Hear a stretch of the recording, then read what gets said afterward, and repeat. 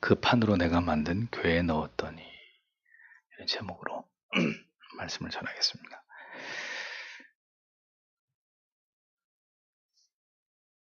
모세는 이제 하나님께서 이스라엘 백성들이 우상을 숭배한 큰 죄를 범하였음에도 뜻을 돌이켜서 그들을 용서하시기로 하셨던 이 사실을 모두 설명하고 이제 다시 새로운 단락을 시작하고 있습니다. 하나님과 이스라엘 백성들과의 관계가 다시 회복되었음을 보여주는 가장 뚜렷한 상징적인 사건은 하나님께서 다시 모세를 불러서 돌판에 계명을 새겨주신 이 일입니다. 모세는 이와 관련된 일들을 사건 중심으로 묶어서 기술을 하고 있는 것을 보게 되죠. 하나님은 이스라엘 백성들을 절대로 버리지 않으셨습니다. 하나님께서는 이스라엘 백성들을 용서하시고자 하나님의 마음을 가장 잘 아는 모세를 통해서 이스라엘 백성들의 탄원을 위해서 하나님께 간절한 중보적 기도를 드리게 하셨고, 하나님께서는 그 모세의 기도에 응답하심으로 이스라엘 백성들의 죄를 용서하시고 다시 그들과의 언약의 관계를 이어가시는 것을 보게 됩니다. 그래서 1절과 2절을 다시 보면, 그때 여호와께서 나에게 말씀하셨다. 너는 처음과 같이 너를 위하여 돌판들 둘을 쪼개어 만들라. 그리고 너는 내게로 그 산으로 올라오라. 그리고 너는 너를 위해 나무 궤를 만들라. 그리고 내가 그 판들 위에 네가 깨뜨린 처음 판들 위에 있었던 말들을 쓸 것이다. 그리고 너는 그것들을 그 궤에 두라. 이렇게 기록되어 있습니다. 그때라는 말은 금송아지 숭배 사건이 하나님의 긍휼과 자비로 용서함 받고 다시 언약의 회복을 약속해 주시던 그때를 가리킵니다. 그러니까 모세의 간절한 기도를 통해서 하나님께서는 이스라엘을 용서하시고, 그러니까 이스라엘을 원래 용서하시고자 했지만 여기서 필요한 것은 그냥 용서할 수 없잖아요. 모세가 자기 생명을 건 나를 생명력에 지워주시더라도 하나님의 백성을 용서해 달라고 하는 그런 간절한 자기 희생적인 중보적 기도가 필요했기 때문에 하나님이 모세의 그 간절한 기도를 통해서 이스라엘 백성을 용서하고 다시 그들과 언약을 이어가시겠다는 의지와 뜻을 모세에게 다시 두 돌판을 다듬어 오라는 명령 안에다가 담아서 하나님이 모세에게 그렇게 하달을 하셨던 겁니다.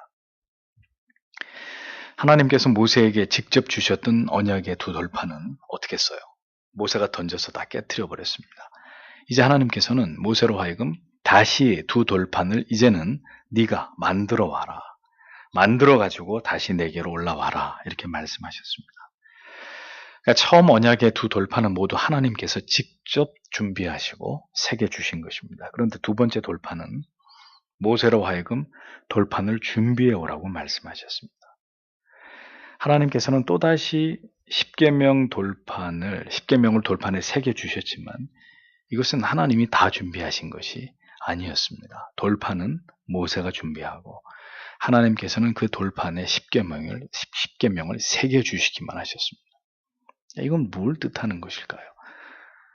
무엇이든 하나님께서 우리에게 처음 말씀하실 때 그것을 즉시 순종하지 않고 하나님이 주시는 은혜와 깨달음에 순복하지 않을 때 이제 하나님께로부터 우리가 받을 수 있는 것은 그만큼 줄어들게 되는 것이고, 가장 적합한 때 하나님이 말씀하신 것을 따르지 않으면 그 다음에는 이제 점점 그 뒤로 갈수록 가장 적합한 것이 아니라 이제는 우리의 부족과 허물 때문에 우리가 더 하나님 앞에 간절히 구해야만 되는 그 의무가 늘어나게 되는 이런 문제를 낳을 수 있다는 것을 우리는 기억해야 합니다.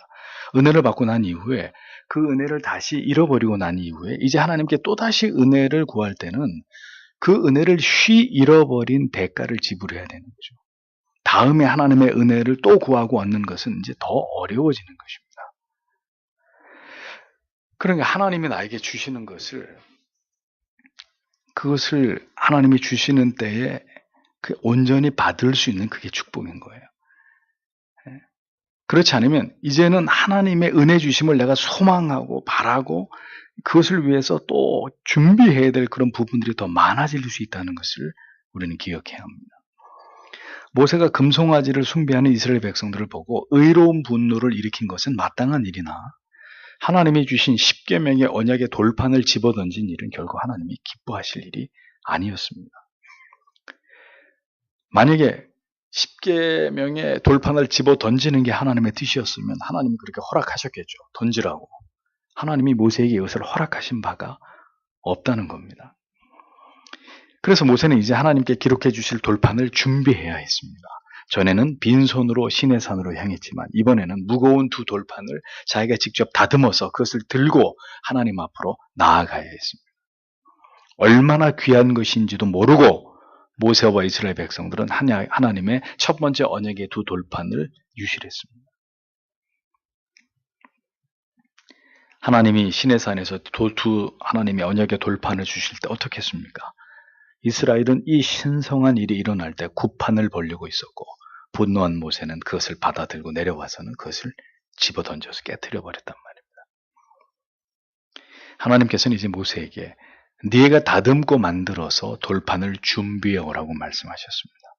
아마도 모세가 만든 돌판은 하나님이 처음 만들어주신 돌판과는 비교가 되지 않게 그 표면이 거칠고 매끄럽지 못했을 것이 틀림없습니다. 하나님이 주신 첫 번째 언약의 돌판은 분명 완전한 것이었을 겁니다. 하나님이 처음 주신 두 돌판은 누구도 흉내낼 수 없는 완벽한 모습을 가지고 있었을 것입니다. 에덴 동산이 그랬듯이, 하나님이 지으신 아담과 하와가 그랬듯이.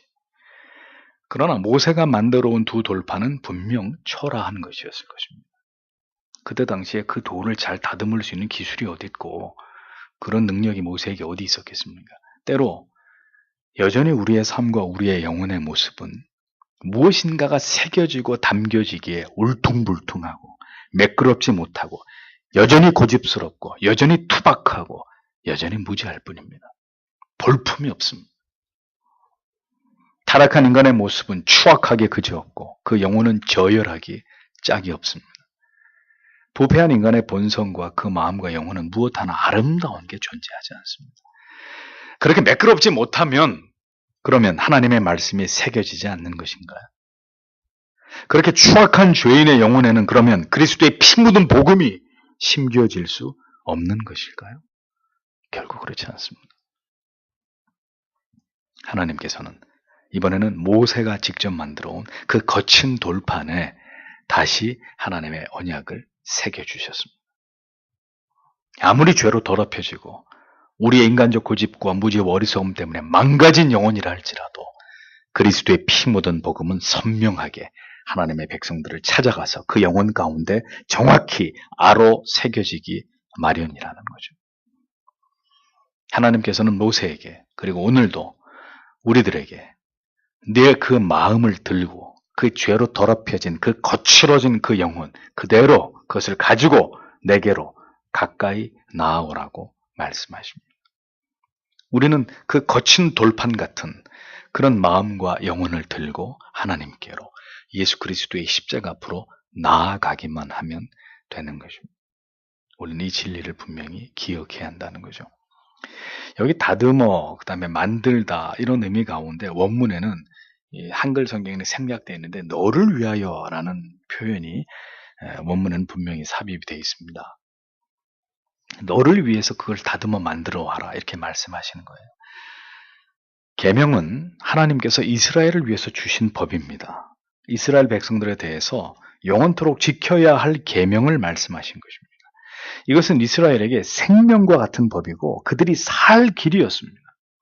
하나님과 바른 관계를 맺으면서 하나님을 경외함으로 하나님께서 약속하신 모든 복을 누리기 위해서 이스라엘은 반드시 언약의 두 돌판에 하나님께서 직접 쓰신 그 계명을 지켜야 하는 것이었습니다. 그러니까 십계명을 지키는 것만이 그들에게 영원한 생명이 되었듯이 죄인들이 결코 지킬 수 없는 율법을 우리 대신 완성하러 오신 예수 그리스도의 구주 되심을 믿는 믿음이 아니고는 우리는 절대로 영생에 들어갈 수 없는 존재라는 것을 기억해야 되는 거죠.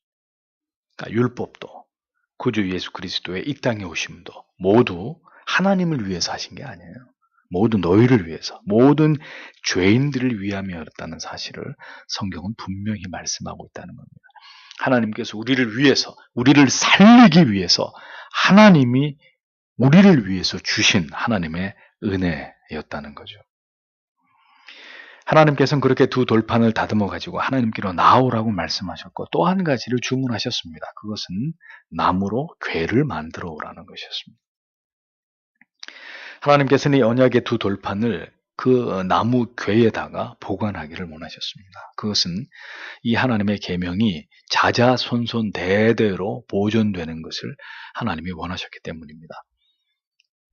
나무로 만든 궤 같은, 보십시오. 그런데 왜 하필이면 씨띠임 나무로 만든 궤냐 이거죠. 금으로 만들어 오라고 하시지 그러면은. 예? 씨띠임 나무는 조각목이라고도 하는데 그 당시에 팔레스타인 지방이 아주 흔히 이렇게 발견되는 그런 나무였습니다. 그래서 이제 근데 이제 이 나무의 특징이 굉장히 그 내구성이 뛰어나고 오랜 시간이 지나도 이 나무가 썩지 않는 그런 튼튼한 나무이기 때문에 후에 성막이나 성소를 제작할 때 이 시띠임 나무가 많이 쓰여졌거든요. 그런데 그럼 왜 이 하나님의 궤를 담는 재료로 평범한 나무 궤를 말씀하셨느냐? 그러니까 하나님의 말씀을 보존하기에는 적합하지 않은 그냥 나무로 만든 궤였다. 나무로 만든 궤 같은 하나님의 말씀을 보존하기에는 너무나 적합하지 않은 곳이 죄인들의 타락한 마음이잖아요. 그럼에도 불구하고 하나님께서는 예수 그리스도의 생명의 복음이 오늘 나무 궤짝 같은 흔하디 흔한 그런 별 가치 없는 그러나 그 죄인들의 영혼 가운데 담겨지도록 역사하신다는 겁니다. 그렇게 복음을 담고 영원히 주님과 함께 동행하며 살아가기를 하나님이 기뻐하신다는 거죠. 이 언약궤는 하나님의 현현을 상징합니다. 이후로 이스라엘이 가는 곳마다 이 언약궤가 앞서서 행하고 이스라엘의 무리들과 동행한 것을 볼 수 있죠. 하나님께서 금송아지 사건 이후에 이렇게 언약궤를 제작하게 하신 이유가 뭘까요? 금송아지 사건 이후에 언약궤를 만들게 하신 이유가 뭐냐? 어리석은 인간들은 무엇인가 보여지는 것이 있어야 그것을 믿고 의지하려고 하는 연약한 존재라는 것을 하나님이 아셨기 때문입니다. 또 하나님께서는 이스라엘 백성들이 진행하는 곳이면 어느 곳이든 그들과 함께 하기를 원하셨기 때문에 모세로 하여금 언약궤를 만들게 하셨습니다. 예수님께서도 주의 죽으심을 기념하도록 뭘 제정하셨습니까? 성찬식을 제정하셨죠. 눈에 보이는 실물을 통해서 시각적으로 그것을 직접 보고 손으로 그것을 만지고 집어 먹게 하심으로 더 깊이 하나님께서 우리에게 주시는 은혜를 체감하게 하신 것을 볼 수 있습니다. 또 그렇게 빵과 포도주가 우리 몸 안으로 들어와서 우리와 연합되듯이 그렇게 영원히 우리 안에서 우리와 함께 하시기를 원하시는 것이 성자 하나님의 마음이심을 우리는 기억하게 되잖아요. 하나님께서 그렇게 이스라엘 백성들과 언제나 함께 하시지만 하나님께서는 이스라엘 백성들이 그 언약궤가 자신들과 함께 하심을 보고 더 이상 하나님께서 그들과 함께 하심을 의심하거나 불신하는 일이 생기지 않도록 그래서 하나님은 무언가 만들어 놓고 숭배하기를 좋아하는 이스라엘 백성들에게 두 언약을 담은 아론의 쌍난 지팡이와 만나 담은 항아리 이렇게 해서 그 언약궤 안에다가 그것을 담아가지고 나중에 다윗에 의해서 성전이 만들어지기까지 그것을 그대로 보존하게 하셨다는 겁니다. 신약시대 이후에 이제 하나님의 현현은 그리스도를 모시고 있는 성도의 영혼, 우리의 영혼이 곧 성전이기 때문에 하나님께서는 오늘도 우리 안에 우리와 함께 하신다는 것을 우리는 믿어야 합니다. God with us, 임마누엘. 하나님이 우리와 함께 하신다. 예수 그리스도가 우리 안에 계시기 때문에 하나님의 영이, 성자 하나님이 우리 안에 계시는 거죠. 우리는 이걸 믿어야 되는 거예요. 하나님과 동행하며 그 하나님을 모시고 있는 존재로서의 우리 자신의 마음과 육체를 언제나 성별되게 여기고 경건에 진력함으로 하나님과 함께 교통함으로 하나님과 친밀함을 추구하는 그것을 항상 하나님이 우리에게 바라고 계신다는 거죠. 내가 너희 안에 있다 말씀하고 계시는 겁니다. 3절과 4절을 보십시오. 그리하여 내가 시띠임 나무들의 궤를 만들었다. 그리고 내가 돌판들 둘을 처음과 같이 쪼개어 만들었다. 그리고 내가 그 산으로 올라갔다. 그리고 그 판들 둘을 나의 손에 들고, 그리고 여호와께서 그 총회 날에 그 산 위에서 그 불 가운데서 너희에게 말씀하신 10가지 말씀들을 처음 기록한 것들과 같이 그가 그 판들 위에 기록하셨다. 그리고 여호와께서 그것들을 나에게 주셨다. 이렇게 적고 있습니다. 모세는 궤를 만들고 돌판을 다듬어서 두 손으로 들고 하나님께로 나아갔습니다.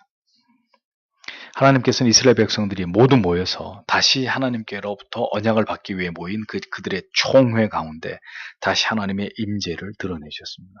산 위의 불 가운데서 하나님께서는 다시 십계명을 친히 모세가 준비한 돌판에 써주셨습니다. 처음에 돌판은 깨트려졌지만 모세가 준비한 돌판에 다시 하나님은 이 십계명을 적어주신 것이죠.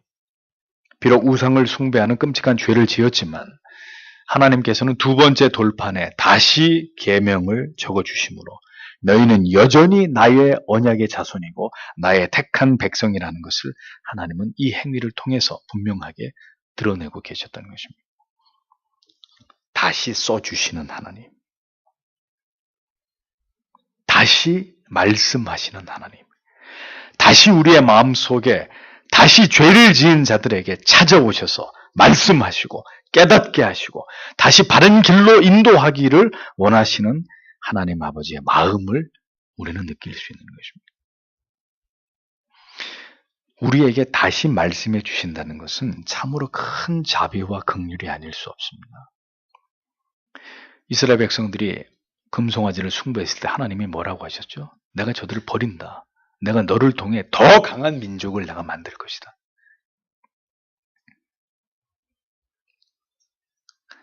죄를 지은 자에게 가장 고마운 게 뭐죠? 다시 말을 걸어주는 거예요. 자녀가 잘못했습니다. 엄청나게 잘못을 해가지고 부모님께 엄청나게 야단을 맞았습니다. 자, 그러면 어떻게 해야 그 야단을 맞아가지고 너무너무 참 그 마음이 참담한 자녀의 마음이 풀어질까요? 어떻게 풀어질까요? 화가 머리끝까지 나셨던 아버지가, 어머니가 나를 야단치시고 책망하고 훈계하고 난 다음에 어떻게 해줄 때? 다시 말을 걸어줄 때. 이제 화가 난 얼굴이 아니라 이전처럼 다시 다정한 얼굴로 나를 다시 그렇게 대해주시면서 밥 먹어라, 와서 저녁 먹어라 하면 상황은 이제 진정되는 거죠. 잔뜩 두려움에 움츠려 있던 개구장이의 마음이 풀어지는 거죠. 밥 먹으라는 엄마의 말에. 자녀는 다시 마음의 평안을 회복하는 거죠. 하나님께서 금송아지를 숭배하고 대단히 진노하셨던 그 하나님께서 다시 모세가 준비한 돌판에다가 십계명을 적어줍니다. 그 같은 의미가 담겨 있는 거예요. 다시 말씀하시는, 다시 기대하기 때문에, 내가 너를 사랑하기 때문에 그런 죄를 저질렀어도 나는 다시 너와 너희 조상과 맺은 언약을 나는 이어간다. 그래서 나는 또 돌판에다가, 너희가 깨트려버린 돌판에다가 나는 또 너희가 나를 경외함으로 지켜야 될 계명을 내가 너희들을 기대하면서 나는 그걸 너희들에게 적어준다. 그런 의미인 거죠. 언제나 두 번째, 세 번째 다시 죄인들에게 기회를 주시는 하나님이십니다. 아담과 하와를 위해서 에덴 동산을 완벽하게 지으셨습니다. 그들을 위해 모든 걸 준비했지만 그들은 하나님의 언약을 저버렸습니다. 그리고 그들이 다시 하나님께로 나왔을 때 그들은 이전으로 다시는 돌아갈 수 없는 처지였습니다. 그런 하나님께서는 그들에게 장차 이루어질 언약을 말씀하시면서 가죽옷을 지어 입혀서 낙원에서 추방하시죠. 가장 좋은 것을 잃어버렸지만 그걸로 영원히 끝이 아니었습니다. 두 번째, 다시 살 길을 아들을 통해서 하나님이 열어주신 거죠. 언제든 우리의 죄와 연약 속에서 하나님께서 주신 것을 잃어버릴 때가 있습니다. 우리는 연약한 인간이기 때문에, 죄인이기 때문에. 언제든 우리가 예수를 잘 믿다가 까닭 모를 침체나 시험에 들거나 낭망하거나 이런 일이 일어납니다. 그럼 그걸로 영원히 끝입니까? 또다시 찾아오시고 말씀하시고 우리 영혼의 하나님의 사랑과 긍휼과 자비를, 하나님 경외할 마음을 다시 각인시켜 주시는 하나님이시다라는 것을 우리는 잊어서는 안 되는 거죠. 죄인인 우리 자신에게 그래서 희망을 두어서는 안 됩니다. 우리에게는 아무 희망이 없습니다. 희망을 품을수록 우리는 우리 자신에게 절망하게 됩니다. 모든 희망은 우리를 사랑하시는 하나님께 있는 것입니다. 그분의 언약 속에 있는 것입니다.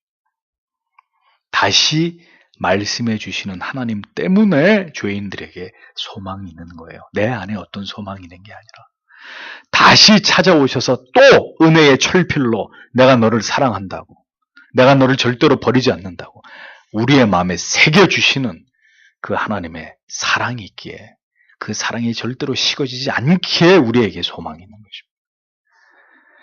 5절로 보십시오. 그리고 내가 돌이켰다. 그리고 내가 그 산으로부터 내려왔다. 그리고 내가 그 판들을 내가 만든 그 궤에 두었다. 그리고 여호와께서 나에게 명령하신 대로 그것들이 거기에 있었다. 이렇게 적고 있습니다. 하나님께로부터 두 번째 언약의 돌판을 받은 모세는 그 돌판을 하나님께서 말씀하신 언약 궤 안에다가 넣었습니다. 그리고 그것을 소중하게 보관했습니다. 그것은 이스라엘 백성 대대로 보존되고 전수되어야 될 하나님이 직접 기록해 주신 계명이었기 때문입니다.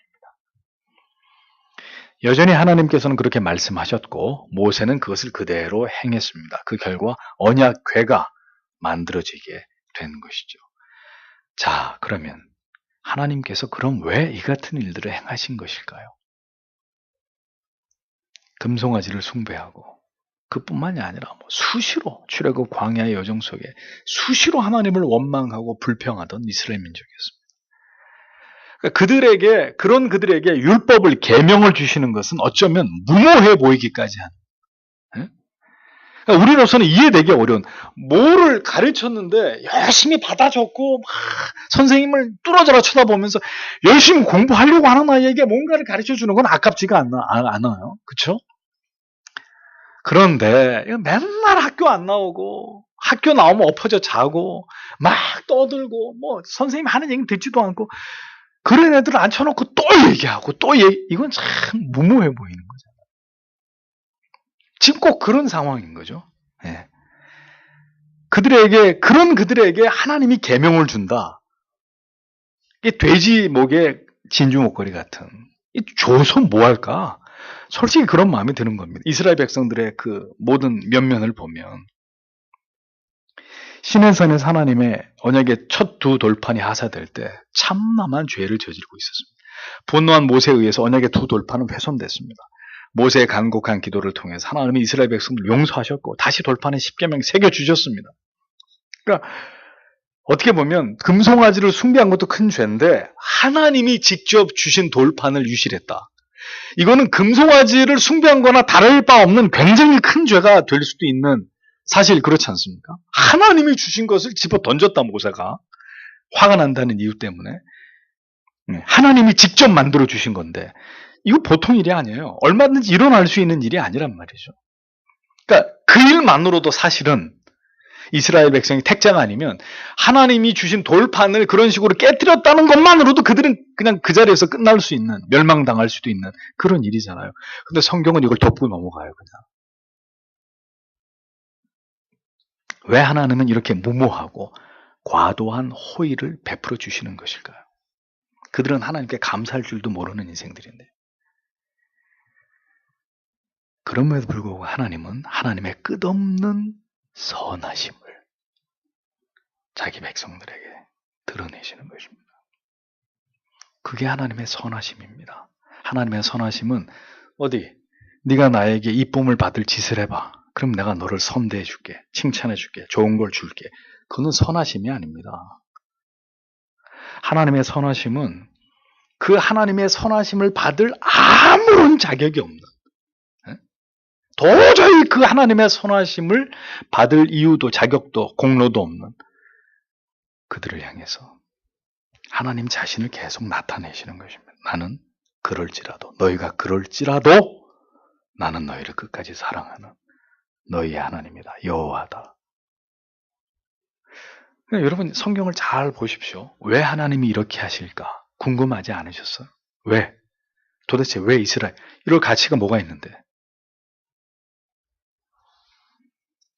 하나님은 넘치는 긍휼을 가지고 계시는 신이라는 것을 그 백성들에게 하나님은 보여주고 싶으셨던 겁니다.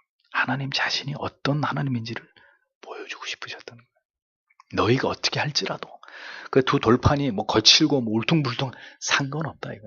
인생은 원래 그런 거니까. 죄인은 원래 그런 거예요.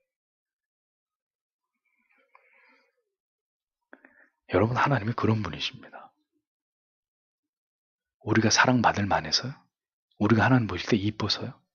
뭔가 다른 사람보다 나은 게 있기 때문에 내가 천만에요.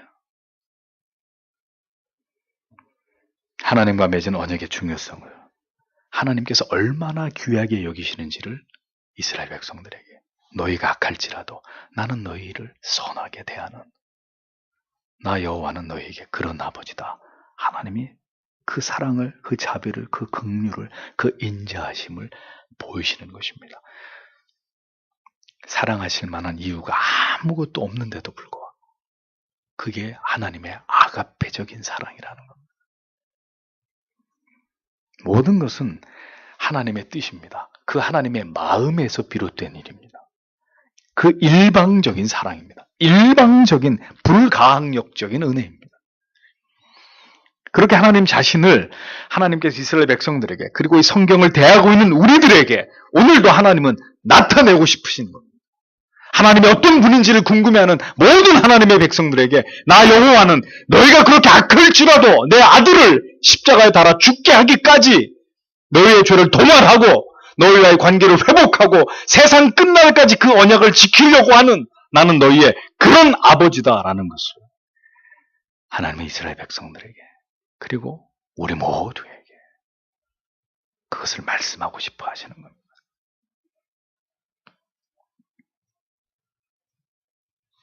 너희 하나님이 어떤 하나님이신지, 어떤 성품과 속성을 가지신 분이신지를, 너희를 얼마나 사랑하고 너희에 대해서 절대로 나 여호와는 포기하지 않는 아버지라는 것을 그분이 말씀하고 싶으신 것입니다. 세상 끝날까지 하나님의 사랑하는 백성들에게. 하나님께서는 하나님과 언약을 맺은 자들, 아브라함이나 이삭이나 야곱이나 그들의 후손들이 얼마나 형편없는 자들인지를 다 알고 계셨다는 거죠. 그들이 얼마나 고집세고 어리석고 불평과 원망이 끊임없는 자들인지를 알고 계셨습니다. 이미 아브라함과 이삭과 야곱과 언약을 맺으실 때 그들의 후손에 대해서 하나님이 모르실 리가 없으셨을 것입니다. 그러나 하나님의 사랑과 언약을 지키고자 하시는 그 하나님의 열심은 그 모든 걸 뛰어넘는다는 것을 하나님은 직접 보여주고자 하신 겁니다. 우리는 하나님에 대한 여전히 무지함으로 인한 오해들을 걷어내야 합니다. 그리고 하나님을 알지 못하는 자들에게 우리가 알고 이렇게 경험된 그 하나님을 죽을 때까지 온 마음을 다해서 전해야 합니다. 그러려면 우리가 하나님을 더 깊이 알아야 되는 거죠. 이런 말씀을 통해서 그것이 아버지의 마음이구나. 그것이 아버지의 사랑이구나. 그것이 아버지의 긍휼이구나. 하나님께서는 결코 인간이 얼마나 아름다운 존재인지를 아는 것을 목표로 하신 적이 없습니다. 우리에게 그런 것을 교훈하신 적이 없습니다. 인간의 가치가 얼마나 위대한지를 발견하라고 이 성경 속에서 단 한 번도 우리에게 그렇게 말씀하신 적이 없습니다. 언제나 하나님께서는 너희는 내게 갚을 수 없는 빚을 지고 있는 존재라는 것을 오히려 우리가 똑똑히 구약을 펼치든 신약을 펼치든 성경 어디를 펼치든 그 진리를 우리가 깨닫고 기억하기를 원하고 계십니다. 그래서 이러한 성경의 진리가 기록되어 있는 것입니다. 이스라엘과 하나님 사이에 무슨 일이 일어났었는지를 수천 년이 지난 지금에도 우리가 그것을 들여다봐야 되는 거예요. 들여다보면서 하나님이 이 말씀을 통해서 뭘 말씀하려고 하는지, 하나님 자신을 어떻게 우리에게 계시하는지, 우리가 그 하나님을 어떻게 이해해야 되는지를 하나님의 말씀을 통해 그걸 깨달아야 되는 거죠. 발견해야 되는 것입니다. 감동으로 이런 하나님이시구나. 이렇게 우리를 사랑하시는 분이구나.